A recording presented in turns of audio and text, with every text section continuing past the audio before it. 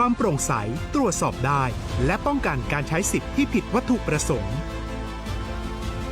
คนละครึ่ง plus เพิ่มพลังเศรษฐกิจไทยพร้อมโตไปด้วยกัน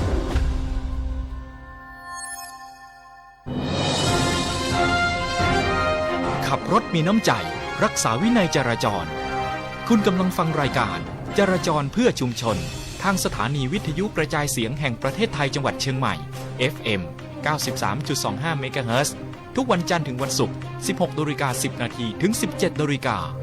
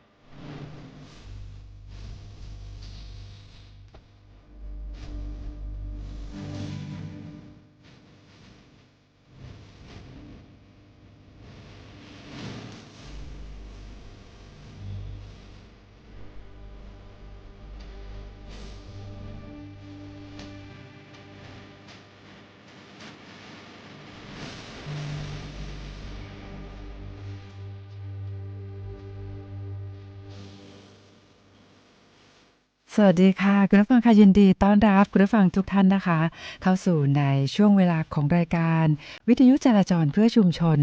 โดยตำรวจภูธรภาค5ค่ะ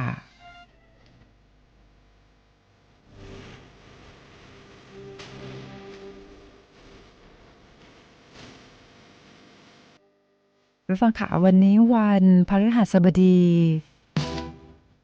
ที่20พฤศจิกายน2568ค่ะ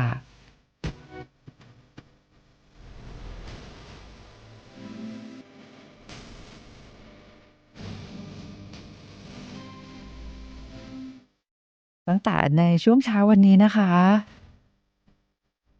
ก็เมื่อวานนี้ค่ะทางรายการนะคะก็ได้สัมภาษณ์ท่านดรสุกฤตเกิดแสงท่านผู้อำนวยการศูนย์อุตุนิยมวิทยาภาคเหนือนะคะเมื่อวานท่านผอนะคะสุกฤตก็บอกว่าเนี่ยวันนี้นะอ่าเรา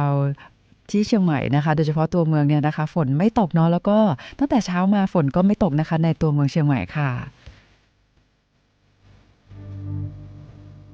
แต่ว่าพอตอนนี้นะคะก็ดูท้องฟ้าครึ้มๆนะคะ วันนี้นะคะหลายท่านบอกว่าโอ้โหได้สัมผัสในเรื่องของอากาศหนาวเย็นแล้วนะนะคะดังนั้นนะคะช่วงนี้อากาศเปลี่ยนแปลงค่ะดูแลรักษาสุขภาพด้วยนะคะ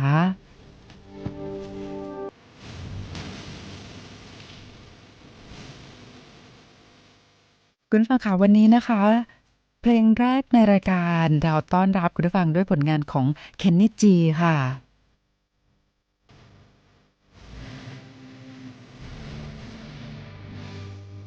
บรรยากาศแบบนี้เลยนะคะแล้วก็ฟังผลงานของเคนนี่จีแบบนี้โอ้โห เพราะมากๆเลยนะคะคุณผู้ฟังคะวันนี้ค่ะที่ตำรวจภูธรภาค5นะคะทางตำรวจภูธรภาค5ก็ได้มีโอกาสนะคะต้อนรับท่านอนุทินชาญวีรกูลนายกรัฐมนตรีและรัฐมนตรีว่าการกระทรวงมหาดไทยนะคะซึ่งวันนี้เนี่ยท่านนายกก็ได้เดินทางมาตรวจเยี่ยมนะคะที่ตำรวจภูธรภาค5พร้อมกับแถลงผลปฏิบัติการนะคะยุทธการตัดหมอกเวียงแหงและยุทธการสกัดยานรกนะคะซึ่งก็เป็นความร่วมมือนะคะของกรมการปกครองสำนักงานตำรวจแห่งชาติและภาคีเครือข่ายนะคะซึ่งวันนี้เนี่ยท่านนายกรัฐมนตรีนะคะก็ได้ย้ำบอกว่าไม่ปกป้องคนผิดไม่ว่าจะอยู่ตำแหน่งหรือสถานะใดก็ตามนะคะพร้อมเดินหน้า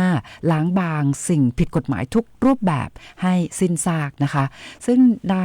ช่วงสายๆของวันนี้นะคะท่านอนุทินชาญวีรกูลนายกรัฐมนตรีและรัฐมนตรีว่าการกระทรวงมหาดไทยนะคะก็ได้นำแถลงผลการปฏิบัติการนะคะมียุทธการตัดหมอกเวียงแหงนะคะโดยกรมการปกครองนะคะกระทรวงมหาดไทยและภาคีเครือข่ายค่ะซึ่งสำหรับยุทธการแรกนี้นะคะก็เป็นกรณีที่มีการเรียกรับผลประโยชน์คนต่างด้าวเข้าเมืองโดยไม่ชอบด้วยกฎหมายนะคะหรือที่สื่อมวลชนเรียกว่าสวยสัญชาติค่ะคือบ่อนทำลายหลักนิติรัฐนิติธรรมและเป็นภัยต่อความมั่นคงของประเทศนะคะซึ่งในเรื่องนี้เนี่ยท่านนายกรัฐมนตรีได้สั่งการให้กระทรวงมหาดไทยเร่งรัดการตรวจสอบและแก้ไขปัญหาโดยทันทีโดยมีกรมการปกครองกองบัญชาการตำรวจสอบสวนกลางสำนักงานคณะกรรมการป้องกันและปราบปรามการทุจริตในภาครัฐนะคะหรือชื่อย่อว่าปปท.กรมสอบสวนคดีพิเศษ DSI รวมถึงสำนักงานคณะกรรมการป้องกันและปราบปรามการทุจริตแห่งชาติชื่อย่อว่าปปช.นะคะมีการบูรณาการเปิดปฏิบัติการที่ชื่อว่าตัดหมอกเวียงแหงนะคะเพื่อตรวจสอบปฏิบัติการขบวนการทุจริตที่เกี่ยวข้องกับการให้สิทธิอาศัยถาวรแก่คนต่างด้าวโดยมิชอบและได้ทำการสืบสวนขยายผลนะคะซึ่งพบว่าขบวนการนี้เนี่ยมีการเชื่อมโยงกับกลุ่มจีนเทาซึ่งเป็นภัยต่อความมั่นคงของชาติค่ะซึ่งมติคณะรัฐมนตรีที่เกี่ยวข้องกับการเร่งรัดให้สัญชาติไทยแก่กลุ่มเป้าหมายนะคะ 480,000 คนซึ่งเป็นกลุ่มชาติพันธุ์นะคะและชนกลุ่มน้อยที่อาศัยอยู่ในไทยมานานรวมถึงบุตรที่เกิดในไทยเรื่องสัญชาติดังกล่าวเนี่ยเกิดขึ้นในช่วงที่ท่านนายกรัฐมนตรีนะคะดำรงตำแหน่งรองนายกรัฐมนตรีและรัฐมนตรีว่าการกระทรวงมหาดไทยค่ะ ในคณะรัฐมนตรีชุดที่64นะคะแล้วก็เป็นช่วงที่เป็นการเริ่มขบวนการยื่นขอสถานะนะคะที่ทำให้เกิดเหตุนี้ขึ้นนะคะซึ่งตอนนี้เนี่ยนะคะท่านนายกรัฐมนตรีเนี่ยนะคะก็ได้ให้กรมการปกครองเนี่ยเร่งดำเนินการตรวจสอบแล้วก็เอาผิดต่อผู้กระทำผิดโดยเร็วที่สุดนะคะเช่นอย่างเช่นที่กรณีอำเภอฝางค่ะที่มีผู้ใหญ่บ้านเรียกรับเงินจากผู้ที่มีสิทธิ์นะคะซึ่งปัจจุบันบุคคลนั้นเนี่ยก็ถูกไล่ออกจากราชการแล้วก็ถูกดำเนินคดีแล้วนะคะในเรื่องการออกปฏิบัติการที่ชื่อว่ายุทธการตัดหมอกเวียงแหงนะคะท่านนายกรัฐมนตรีนะคะก็ได้กล่าวกับพี่น้องสื่อมวลชนบอกว่าเนี่ยเป็นความน่าอับอายนะคะแล้วก็เลวร้ายยิ่งเพราะว่ากระบวนการนี้เนี่ยมีเจ้าหน้าที่รัฐบางรายมีส่วนเกี่ยวข้องด้วยนะคะโดยการหาผลประโยชน์จากสิทธิของประชาชนกลุ่มเปราะบางนะคะที่มีกว่า 480,000 คนนะคะที่รอคอยสถานะทางกฎหมายและสัญชาติไทยนะคะซึ่งบางคนเนี่ยเขารอเป็นระยะเวลา 30-40 ปีนะคะก็แต่ปรากฏว่ากลับมีผู้ฉวยโอกาสหาประโยชน์จากความเดือดร้อนของประชาชนกลุ่มนี้นะคะซึ่งถือว่าเป็นการใช้ช่องว่างของระบบทะเบียนราษฎร์และก็ยังเอื้อประโยชน์ให้กับกลุ่มจีนเทาด้วยนะคะซึ่งท่านนายกรัฐมนตรีบอกว่าเนี่ยนี่คือเรื่องที่ยอมรับไม่ได้โดยเด็ดขาดนะคะเพราะว่าเป็นการเปิดทางให้อาชญากรรมข้ามชาติและธุรกิจผิดกฎหมายเข้ามาปลอมแปลงตัวตนและมีผลกระทบโดยตรงต่อความมั่นคงของประเทศนะคะซึ่งรัฐบาลจะทำทุกอย่างเพื่อไม่ให้เกิดสิ่งเหล่านี้นะคะซึ่งเมื่อเช้านี้นะคะทางท่านนายกรัฐมนตรีนะคะก็ได้แถลงนะคะในเรื่องของยุทธการตัดหมอกเวียงแหงนะคะซึ่งในการจับกุมในครั้งนี้นะคะเป็นการจับกุมครั้งแรกที่กระทรวงมหาดไทยเนี่ยออกหมายจับในอำเภอซึ่งเป็นหัวหน้าส่วนราชการระดับอำเภอนะคะในสังกัดกรมการปกครองนะคะซึ่งเป็นตำแหน่งที่มีหน้าที่ความรับผิดชอบที่ต้องทุ่มเทเสียสละแล้วก็ควรที่จะมีอนาคตที่ก้าวหน้าในราชการแต่กลับเห็นผิดเป็นชอบเห็นแก่ประโยชน์ส่วนตนเพียงเล็กน้อยนะคะซึ่งกระทรวงมหาดไทยเนี่ยได้ออกหมายจับนายอำเภอนะคะทนนี้ที่เกี่ยวข้องกับการทุจริตระบบทะเบียนราษฎร์นะคะเพื่อสะท้อนให้เห็นถึงเจตนารมณ์อันชัดเจนของรัฐบาลว่ามีความตั้งใจที่จะไม่ปกป้องคนผิดและปราบปรามกระบวนการที่ก่อให้เกิดความเป็นภัยต่อความมั่นคงของชาตินะคะก็อันนี้ก็เป็นการแถลงแล้วก็เมื่อเช้านี้นะคะในยุทธการตัดหมอกเวียงแหงนะคะก็มีการนำเอาของกลางนะคะที่ตรวจยึดนะคะจากผู้ที่กระทำความผิดไม่ว่าจะเป็นในส่วนของอาวุธปืนต่างๆเครื่องกระสุนปืนนะคะรวมไปถึงการยึดทรัพย์สินนะคะของผู้ที่ทำผิดกฎหมายในเรื่องนี้ด้วยนะคะนอกจากนั้นแล้วนะคะในส่วนของตำรวจภูธรภาค 5เองนะคะก็ได้กราบเรียนท่านนายกรัฐมนตรีเกี่ยวกับในเรื่องของยุทธการสกัดยานรกในพื้นที่รับผิดชอบของตำรวจภูธรภาค 5จำนวน3คดีด้วยนะคะเดี๋ยวอีกสักครู่หนึ่งเราจะมาบอกเล่าให้กับคุณผู้ฟังพี่น้องประชาชนได้รับทราบถึงผลปฏิบัติการนะคะยุทธการสกัดยานรกนะคะแต่ว่าตอนนี้ค่ะเรายังคงมีบทเพลงเพราะๆมาฝากคุณผู้ฟังให้คุณผู้ฟังได้มีความสุขกับการฟังเพลงนะคะเพราะว่าวันนี้เนาะเราก็อยู่ในช่วงฤดูหนาวแล้วนะเพราะว่าอากาศเริ่มเย็นเนาะแล้วก็มีลมหนาวโชยมาด้วยนะคะก็อยากให้ทุกท่านมีความสุขนะคะกับการฟังเพลงด้วยแล้วก็การเดินทางนะคะด้วยความปลอดภัยนะคะดังนั้นฝากย้ำเตือนคุณผู้ฟังพี่น้องประชาชนในช่วงนี้นะคะหากท่านกำลังขับรถอยู่นะคะก็อยากให้ทุกท่านใช้ความระมัดระวังในการขับรถด้วยแล้วก็อย่าฝ่าฝืนกฎจราจรนะคะเพราะว่าตอนนี้เนี่ยในเรื่องของการรณรงค์การขับขี่ที่ปลอดภัยนะคะเราก็มีการบังคับใช้กฎหมายอย่างเข้มข้นด้วยนะคะโดยเฉพาะในตัวเมืองเชียงใหม่ผู้ที่ไปจอดรถในที่ห้ามจอดเนี่ยโอ้โห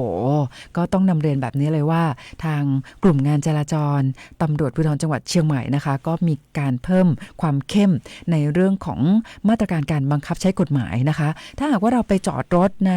พื้นที่ห้ามจอดนะคะ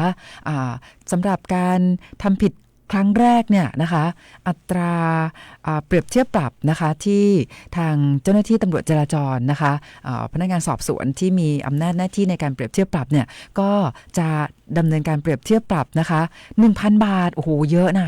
คะแล้วก็ถ้าหากว่าทางเจ้าหน้าที่ตำรวจเนี่ยไปตรวจค้นว่าท่านที่ฝ่าฝืนกฎจราจรนะมีใบสั่งค้างชำระนะคะเราก็ยังไปจอดรถในพื้นที่ห้ามจอดนะคะโอ้อัตราเปรียบเทียบปรับนะคะสำหรับการฝ่าฝืนกฎจราจรเนี่ยนะคะก็จะถูกอัตราเปรียบเทียบปรับเป็น 2,000 บาทโอ้โหนะคะดังนั้นนะคะเราไม่ต้องไปเสียเงินค่าปรับด้วยนะคะแล้วก็ไม่ทำความเดือดร้อนให้กับผู้อื่นด้วยแล้วก็เป็นการ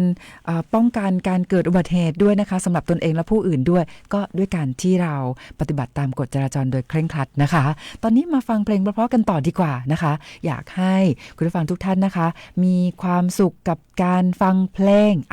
นะคะเพลงแรกในรายการเป็นผลงานของเคนนี่จีไปแล้วนะคะตอนนี้มีอีกหนึ่งบทเพลงนะต้องบอกว่าเพลงนี้เนี่ยนานมากๆแล้วนะคะแต่เมื่อเราหยิบมาเปิดทีไรนะคะก็เชื่อว่าคุณผู้ฟัง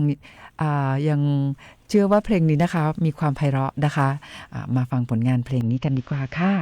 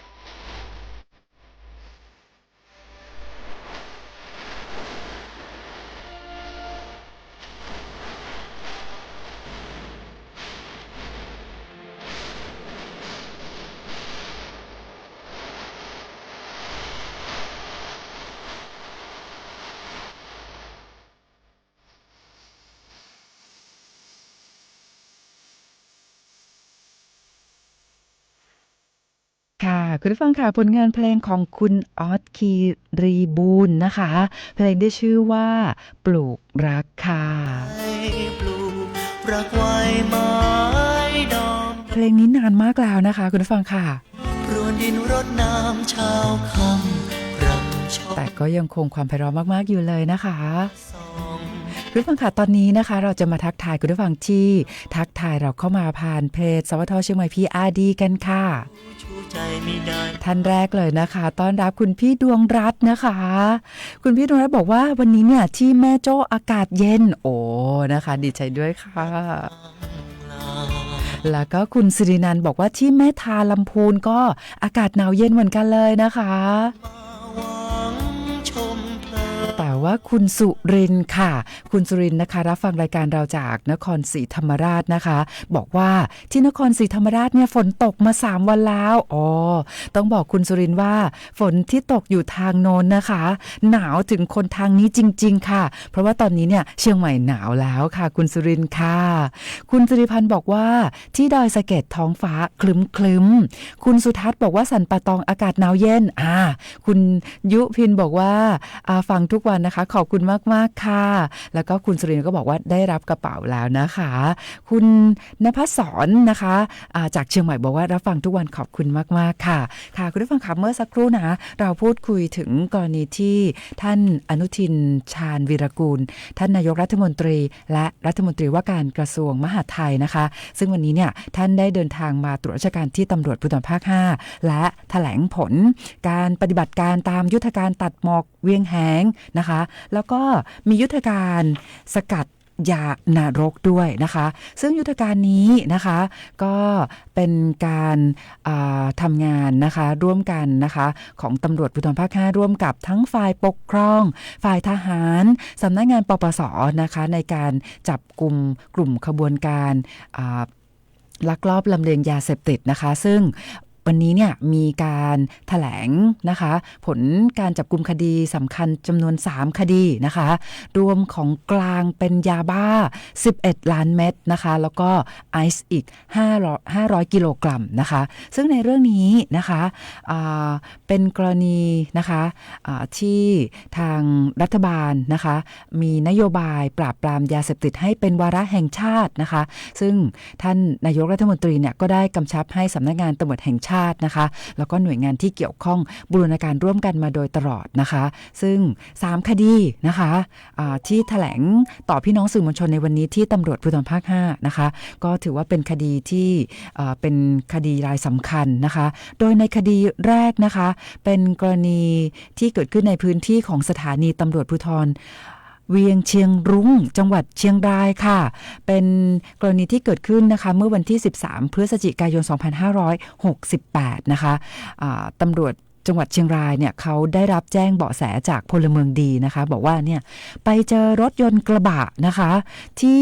บรรทุกพายาคาเต็มกระบะท้ายรถเลยแต่ปรากฏว่ารถคันนี้ค่ะไปจอดอยู่ข้างเมนนะคะภายในชาปนสถานบ้านปงเกียงตำบลดงมหาวันอำเภอเวียงเชียงรุ้งจังหวัดเชียงรายแล้วก็จอดอยู่เป็นเวลานานไม่พบผู้ใดเลยนะคะซึ่งสงสัยว่าน่าจะมีสิ่งของผิดกฎหมายนะคะทางเจ้าหน้าที่ตำรวจพอได้รับแจ้งเบาะแสจากพลเมืองดีก็ไปเฝ้าสังเกตการณ์นะคะก็ต่อมานะคะในวันรุ่งขึ้นค่ะก็วันที่14พฤศจิกายน2568นะคะเจ้าหน้าที่ตำรวจหลังจากที่ไปจัดกำลังเฝ้าสังเกตก็ไม่เจอว่ามีใครมาแสดงตัวเป็นเจ้าของรถนะคะคันดังกล่าวก็จึงเข้าทำการตรวจสอบปรากฏว่ารถกระบะคันดังกล่าวนะที่เขามีหญ้าเต็มกระบะท้ายรถเนี่ยเมื่อไปตรวจสอบดูปรากฏว่าเจอกระสอบนะคะ24กระสอบบรรจุยาบ้านะคะจำนวน6ล้านเม็ดโอ้โหบรรทุกอยู่ที่บริเวณห้องโดยสารนะคะแล้วก็ที่บริเวณกระบะเนี่ยก็เอาพายย่าคาเนี่ยอำพรางปกคลุมนะคะก็จึงได้ตรวจยึดนะคะไว้เป็นของกลางแล้วก็จะมีการขยายผลติดตามหาตัวผู้กระทำผิดมาดำเนินคดีตามกฎหมายต่อไปนะคะอันนี้คดีแรกนะในพื้นที่ของสถานีตำรวจภูธรเวียงเชียงรุ้ง จังหวัดเชียงรายนะคะก็ตรวจยึดยาบ้า6ล้านเม็ดนะคะต่อมาค่ะคดีที่2ที่มีการแถลงเมื่อเช้านี้นะคะก็เป็นกรณีที่เกิดขึ้นเมื่อวันที่16พฤศจิกายน2568นะคะตำรวจภูธรภาค5มีการขยายผลการจับกุมคดียาเสพติดรายสำคัญนะคะ2คดีนะคะซึ่งก็พบว่ากลุ่มผู้ต้องหาเนี่ยใช้รถยนต์ลำเลียงยาเสพติดจากพื้นที่แนวชายแดนด้านอำเภอเชียงแสนจังหวัดเชียงรายลักลอบลำเลียงยาเสพติดเข้าสู่พื้นที่ตอนในของประเทศนะคะก็จึงได้บูรณาการกับหน่วยงานที่เกี่ยวข้องสามารถสกัดจับกุมผู้ต้องหาได้1คนค่ะแล้วก็รถยนต์1คันนะคะซึ่งมีการบรรทุกนะคะยาเสพติดเป็นยาบ้าจำนวน17กระสอบนะคะรวมยาบ้า5ล้านเม็ดนะคะซึ่งก็สามารถจับกุมตัวผู้ต้องหาพร้อมของกลางดังกล่าวเนี่ยในพื้นที่ตำบลห้วยลานอำเภอดอกคำใต้จังหวัดพะเยาโอ้โหนะคะก็คดีที่1และคดีที่2ก็สามารถตรวจยึดของกลางเป็นยาบ้าได้ถึง11ล้านเม็ดนะคะและคดีที่3ค่ะก็เป็นคดีที่ทางเจ้าหน้าที่ตำรวจจากกองกำกับการสืบสวนของตำรวจภูธรจังหวัดเชียงรายนะคะก็ได้รับแจ้งจากพลเมืองดีบอกว่าเนี่ยนะคะมีผู้ต้องหานะคะใช้รถยนต์บรรทุกแล้วก็พฤติการของเขาก็คือเขาจะไปหาฟางข้าวนะคะบรรทุกใส่รถเดินทางจากจังหวัดเชียงรายไปยังจังหวัดสุพรรณบุรีนะคะเพื่อที่จะลำเลียงยาเสพติดเข้าสู่พื้นที่ตอนในของประเทศนะคะซึ่งพลเมืองดีก็ได้ให้ข้อมูลกับเจ้าหน้าที่ตำรวจนะคะซึ่งเชื่อว่าอาจจะเป็นการอำพรางไหมที่จะไปตะเวนหาฟางข้าวนะคะมาบรรทุกใส่รถคันดังกล่าวนะคะก็ต่อมาค่ะวันที่19พฤศจิกายน2568นะคะทางเจ้าหน้าที่ตำรวจเนี่ยก็ไปพบรถยนต์คันดังกล่าวเนี่ยเดินทางจากอำเภอพานนะคะจังหวัดเชียงรายนี่แหละไปยังอำเภอเชียงแสนจังหวัดเชียงรายก็จึงได้เฝ้าติดตามนะคะก็ปรากฏว่ารถคันดังกล่าวเนี่ยเขาขับเข้ามาในโกดังในพื้นที่อำเภอพานจังหวัดเชียงรายก็จึงได้เฝ้าสังเกตดูความเคลื่อนไหวนะคะต่อมานะคะก็พบนะคะผู้ต้องหา2คนเป็นชาย1คนเป็นหญิง1คนค่ะเขากำลังเอาฟางข้าวเนี่ยนะคะขึ้นท้ายรถบรรทุกในลักษณะอำพรางก็เจ้าหน้าที่ตำรวจก็ได้แสดงตัวนะคะเข้าทำการตรวจค้นก็ปรากฏว่าที่เขาเอาฟางข้าวนะคะมาขึ้นท้ายรถบรรทุกเนี่ยเขาเอามาบังอำพรางนะคะของกลางซึ่งเป็นไอซ์นะคะจำนวน20กระสอบนับนะคะไอซ์ของกลางเนี่ยได้จำนวนนะคะ500กิโลกรัมบรรทุกอยู่ท้ายกระบะท้ายรถนะคะซึ่งผู้ต้องหาทั้ง2คนเป็นชาย1คนหญิง1คนเนี่ยเขาก็ให้การรับว่าจะลำเลียงไอซ์นะคะยาเสพติดดังกล่าวเนี่ยนะคะซึ่งไปรับมาจากพื้นที่อำเภอเชียงแสนจังหวัดเชียงรายนะคะและก็จะลำเลียงไปส่งที่จังหวัดพระนครศรีอยุธยานะคะซึ่งก็มีพฤติกรรมก็คือไปพยายามติดต่อนะคะขอซื้อฟางข้าวเพื่อใช้ปิดบังอำพรางซึ่งถ้าหากว่าเขานะนำของกลางยาเสพติดเนี่ยซึ่งเป็นไอซ์จำนวน20กระสอบนี้เนี่ยนะคะซึ่งนับน้ำหนักได้500กิโลกรัมถ้าไปส่งยังจุดหมายปลายทางที่จังหวัดพระนครศรีอยุธยาทั้ง2คนนี้เนี่ยจะได้รับเงินค่าจ้างเป็นจำนวนเงิน1ล้านบาทนะคะแต่ปรากฏว่าก็ถูกเจ้าหน้าที่ตำรวจนะคะดำเนินการจับกุมได้ซะก่อนนะคะซึ่งต้องบอกว่าไม่คุ้มเลยนะถึงแม้ว่าจำนวนค่าจ้างจะเยอะมากเลยเนาะ1ล้านบาทนะคะต้องบอกว่าการที่มีพฤติกรรมนะคะเกี่ยวข้องกับยาเสพติดแล้วก็จำนวนยาเสพติดเป็นจำนวนมากแบบนี้เนี่ยนะคะโอ้โหไม่คุ้มค่าเลยนะคะแล้วก็ถูกเจ้าหน้าที่ตำรวจจับกุมด้วยนะคะดังนั้น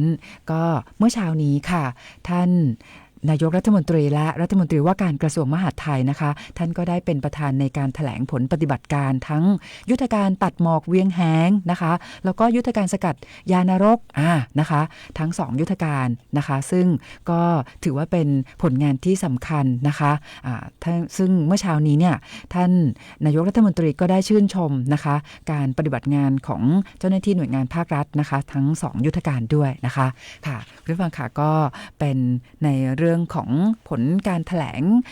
การจับกุมคดีสำคัญนะคะที่เกิดขึ้นในพื้นที่รับผิดชอบของตำรวจภูธรภาค 5ค่ะเอาละค่ะคุณผู้ฟังคะเดี๋ยวตอนนี้นะคะเราก็ยังคงมีเพลงเพราะๆมาฝากคุณผู้ฟังนะคะแล้วก็เดี๋ยวอีกสักครู่หนึ่งเราก็จะมีการต่อสายโทรศัพท์ไปสัมภาษณ์ท่านสารวัตรจราจรจากกลุ่มงานจราจรตำรวจภูธรจังหวัดเชียงใหม่นะคะตอนนี้มีอีกหนึ่งบทเพลงเพราะๆมาฝากคุณผู้ฟังอยากให้ทุกท่านมีความสุขกับการฟังเพลง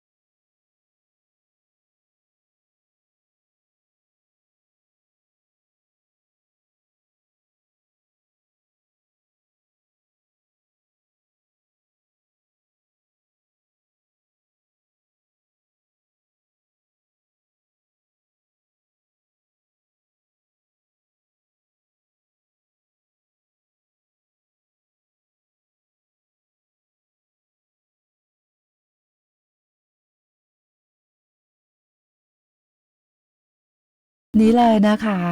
กับผลงานของคุณมาชาวัฒนพาทิตนะคะเพลงที่ชื่อว่าจากคนอื่นไกลนะคะแต่ว่าตอนนี้ค่ะเราจะไปสัมภาษณ์นะคะพันตำรวจโทเกียรติศักดิ์บรรลือสุขนะคะสวัสดีค่ะครับสวัสดีครับพี่ผู้กำกับต้อมแล้วก็สวัสดีท่านผู้ฟังทางบ้านครับค่ะสารวัตรเกียรติศักดิ์คะวันนี้ในตัวเมืองฝนไม่ตกอ่ะครับนะคะไม่ตกนะครับค่ะก็ดีหน่อยครับที่ฝนไม่ตกถ้าฝนตกนี่รถก็อย่างว่านะครับผู้ปกครองที่มารับบุตรหลานก็จะเอารถยนต์มากันนะครับค่ะแล้วสภาพการจราจรเป็นยังไงบ้างคะสภาพการจราจรนะครับเดี๋ยวเราไปเริ่มที่ถนนโชตนากันเลยนะครับถนนโชตนาขาออกนะครับตรงแยกหงสิงห์นะครับไปทางแม่ริมนะครับมีปริมาณรถมากครับก็ยังเคลื่อนตัวได้เรื่อยๆนะครับตามจังหวะสัญญาณไฟนะครับถนนสายเชียงใหม่ลำปางซุปเปอร์ไฮเวย์นะครับรถก็ยังเคลื่อนตัวได้เรื่อยๆนะครับถนนบุญเรืองฤทธิ์นะครับลงจากต่างระดับสนามบินรถมีการชะลอตัวนะครับมีปริมาณรถมากนะฮะเนื่องจากเลยโรงเรียนวัดถนนไทยไปเนี่ยช่วงก่อนถึงโรงพยาบาลเชียงใหม่รามหน้าเซเว่นจะมีการขุดเจาะพื้นผิวถนนนะครับทำบ่อพักสายไฟนะครับก็เดี๋ยวได้รายละเอียดจะแจ้งทราบอีกทีหนึ่งในส่วนจุดซ่อมสร้างนะครับถนนมหิดลนะครับก็จะมีรถจะชะลอตัวบริเวณหน้าโรงเรียนวารีนะครับซึ่งเป็นประจำอยู่เลยนะฮะ ผู้ปกครองนะครับมารับบุตรหลานนะครับรถชะลอเข้าโรงเรียนนะครับก็มีท้ายแถวนะครับทำให้มีการชะลอตัวนะครับไปกันที่ถนนคันคลองนะครับรถยังเคลื่อนตัวได้เรื่อยๆนะครับจะมีชะลอตัวก็บริเวณแยกต้นพยอมซึ่งมีการปิดกั้นถนนนะฮะบริเวณแยกต้นพยอมในการปรับปรุงรางผันน้ำนะครับไปกันที่ถนนแก้วนวรัตน์นะครับขาออกนะครับไปทางศาลเด็กนะครับมีปริมาณรถมากนะครับเคลื่อนตัวได้เรื่อยๆจะชะลอตัวก็ตรงช่วงบริเวณหน้าสถานศึกษาโรงเรียนปิ้นโรงเรียนดารานะครับในส่วนของถนนวัฒนธรรมเจริญเมืองนะครับปริมาณรถมากแต่ก็ยังเคลื่อนตัวได้เรื่อยๆครับผมนะครับสภาพการจราจรครับต่อไปในส่วนของจุดซ่อมซ่านะครับมีรายงานมี2จุดนะครับบริเวณแยกต้นพยอมนะครับก็อันนี้ก็ปิดมาหลายวันแล้วนะครับมีการปิดกั้นนะครับเนื่องจากทำรางผันน้ำนะครับตั้งแต่วันที่10 ถึง 30 ปยนะครับและก็อีก1จุดที่2บริเวณหน้าเซเว่นก่อนถึงโรงพยาบาลเชียงใหม่รามนะครับมีจุดขุดเจาะนะครับเปิดพื้นผิวถนนนะครับเพื่อทำบ่อพักสายไฟนะครับก็จะแล้วเสร็จในวันพรุ่งนี้ในวันศุกร์ที่21นะครับจากการสอบถามฝ่ายช่างเขานะครับส่วนของอุบัติเหตุวันนี้ยังไม่มีการรับรายงานเข้ามานะครับในเบื้องต้นนะครับในการบังคับใช้กฎหมายนะครับวันนี้มีการกวดขันวินัยจราจรนะครับของวันนี้ที่รับรายงานเข้ามานะครับก็เหมือนเดิมนะครับกลุ่มงานจราจรเราก็มีการจัดเจ้าที่ออกกวดขันนะครับวินัยจราจรในกรณีรถจอดกีดขวางจอดในเขตห้ามจอดในช่วงชั่วโมงเร่งด่วนนะครับวันนี้ก็ได้รับรายงานมาที่ถนนช่างคานบริเวณหน้าไนบาซ่านะครับมีการแจ้งเคลื่อนย้ายรถสองลายนะครับถนนเจริญเมืองมีการแจ้งย้าย2 ลายและมีการบังคับล้ออีก2 ลายนะครับถนนเชียงใหม่พร้าวมีการแจ้งเคลื่อนย้าย3 ลายนะครับในส่วนของการบังคับใช้กฎหมายก็ผ่านไปนะครับต่อไปในส่วนของการประชาสัมพันธ์นะครับวันเสาร์ที่2 พย68นะครับตั้งแต่เวลา 3:00 ถึง17 นาฬิกานะครับจะมีกิจกรรมการรับน้องเดินขึ้นดอยสุเทพนะครับของทางมหาวิทยาลัยเชียงใหม่นะครับซึ่งก็จะมีน้องๆนักศึกษาเนี่ยมาร่วมกิจกรรมเป็นจำนวนมากนะครับการเดินทางจากมหาวิทยาลัยเชียงใหม่ขึ้นดอยสุเทพก็ขอฝากในส่วนของการวางแผนการเดินทางครับกับผู้ใช้รถใช้ถนนครับผมครับเป็นเบื้องต้นครับค่ะก็เป็นข้อมูลที่ครบถ้วนมากๆเลยนะคะคราวนี้สารวัตรกิติศักดิ์ค่ะก็ยังจะมีถนนบางสายนะคะที่เรามีการกำหนดห้ามจอดวันคู่วันขี้นะคะอันนี้ก็ต้องขอความร่วมมือด้วยเช่นกันนะคะใช่ครับเพราะว่าทางกลุ่มงานจราจรเราก็จะจัดเจ้าที่ชุดเคลื่อนที่เร็วออกกวดขันต่อเนื่องตามนโยบายของท่านผู้กำกับจราจรนะครับค่ะโดยเฉพาะในช่วงเวลาเร่งด่วนด้วยนะคะช่วงชั่วโมงเร่งด่วนครับค่ะแต่อย่างไรก็ตามนะคะก็ทาง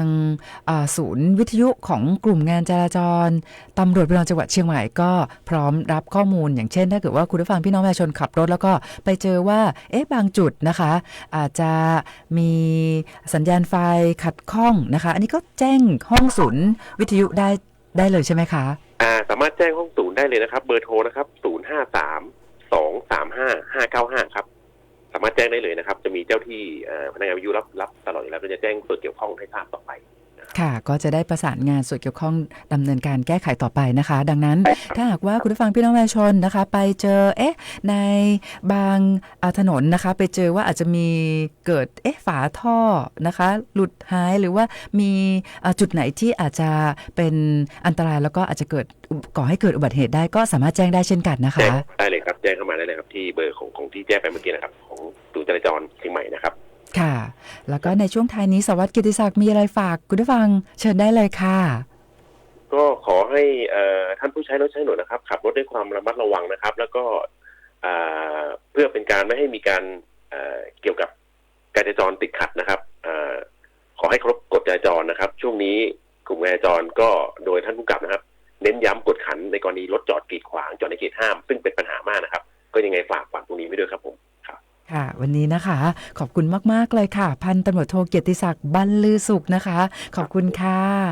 สวัสดีครับสวัสดีครับค่ะสวัสดีค่ะค่ะคุณผู้ฟังค่ะตอนนี้นะคะคุณผู้ฟังที่ทักทายเราเข้ามาเพิ่มเติมผ่านเพจสวทเชียงใหม่ PRD นะคะมีคุณจัญญาค่ะคุณจัญญาบอกว่าได้รับกระเป๋าแล้วนะคะ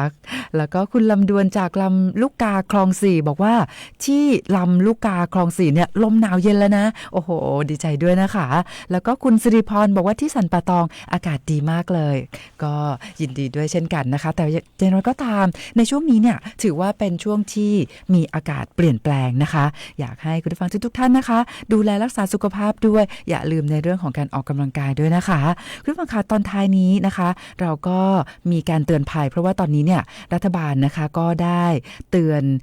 ฝากเตือนพี่น้องประชาชนนะคะบอกว่าอย่าได้หลงเชื่อเพจปลอมนะคะมีการแอบอ้างนะคะเป็นปปง.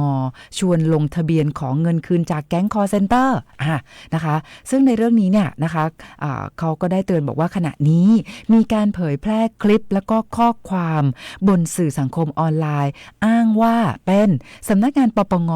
ระบุว่ามีการยึดทรัพย์จากแก๊งคอลเซ็นเตอร์และจะทยอยคืนทรัพย์ให้ผู้เสียหายแล้วก็เชิญชวนให้ลงทะเบียนผ่านโซเชียลนะคะก็เรื่องนี้นะคะทางรัฐบาลบอกว่าขอยืนยันว่าไม่เป็นความจริงนะปปง.ไม่มีระบบยื่นคำร้องคุ้มครองสิทธิผู้เสียหายผ่านเพจหรือช่องทางโซเชียลมีเดียใดๆนะคะแล้วก็ย้ำเตือนว่าไม่ควรติดต่อส่งข้อมูลส่วนตัวหรือกดติดตามเพจที่แอบอ้างเพราะอาจจะถูกหลอกลวงแล้วก็เกิดความเสียหายได้นะคะแล้วก็ได้ขอความร่วมมือพี่น้องประชาชนนะคะอย่าได้แชร์ข่าวปลอมข้อมูลปลอมเหล่านี้นะคะเพราะว่าช่องทางที่ถูกต้องในการยื่นคำร้องคุ้มครองสิทธิผู้เสียหายเนี่ยมีเพียง3ช่องทางเท่านั้นนะคะกรณีที่เราตกเป็นผู้เสียหายนะคะการยื่นคำร้องคุ้มครองสิทธิผู้เสียหายมีเพียง3ช่องทางเท่านั้นค่ะ 1. ยื่นด้วยตนเองที่สำนักงานปปง. 2. ยื่นคำร้องทางไปรษณีย์ลงทะเบียนถึงสำนักงานปปง. และ 3. ยื่นผ่านช่องทางอิเล็กทรอนิกส์ที่ปปง.กำหนดซึ่งไม่ใช่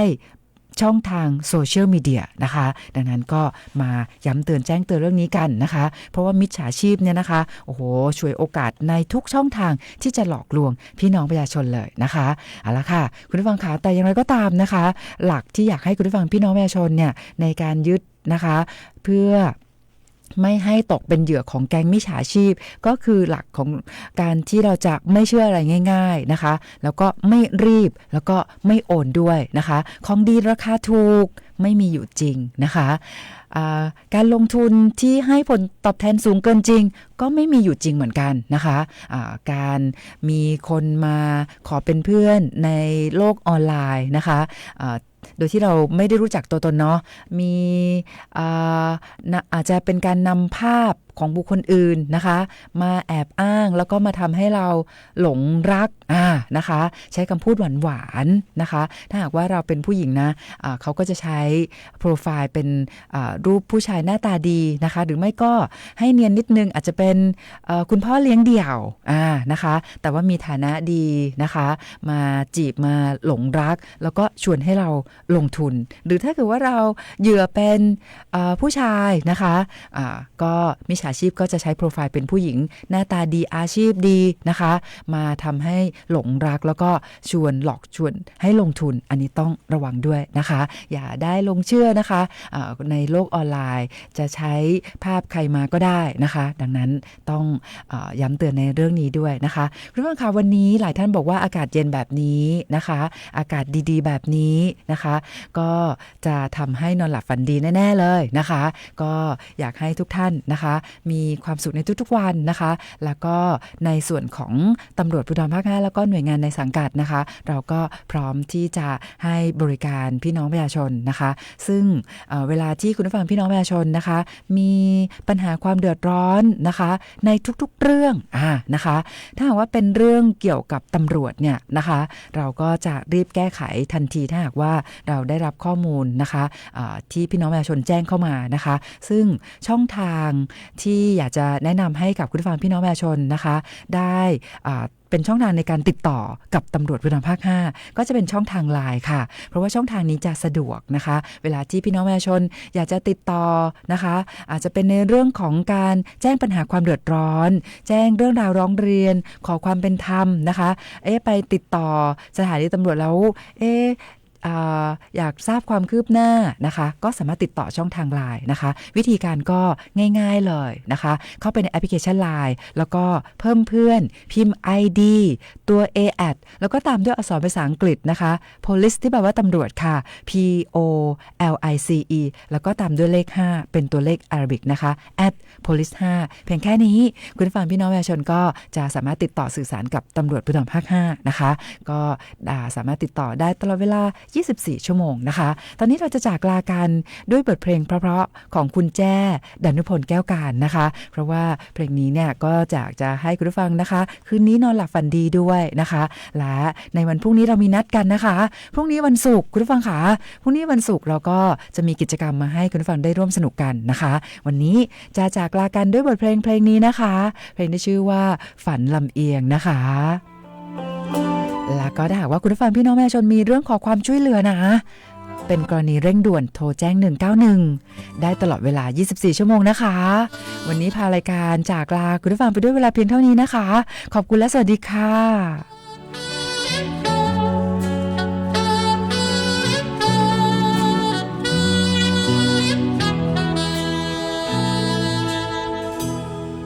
อยากคมตานอนทั้งคืนแล้วฝันถึงกันไม่อยากตื่นพบใคร